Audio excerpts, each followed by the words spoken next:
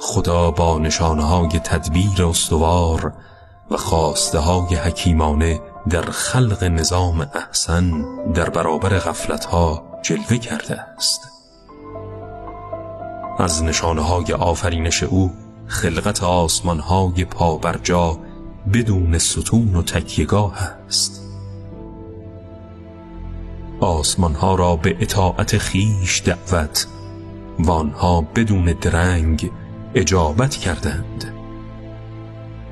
اگر اقرار آسمان‌ها به پروردگاری او و اعترافشان در اطاعت و فرمانبرداری از او نبود، هرگز آسمان‌ها را محل عرش خیش و جایگاه فرشتگان و بالا رفتن سخنان پاک و اعمال نیک و صالح بندگانش قرار نمی‌داد.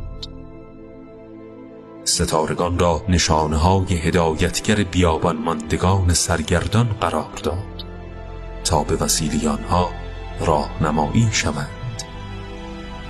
ستارگانی که پرده‌های تاریک شب مانع نورافشانی آنها نمی‌گردد و نمی‌تواند از نورافشانی و تلألؤ ماه در دل آسمان جلوگیری کند.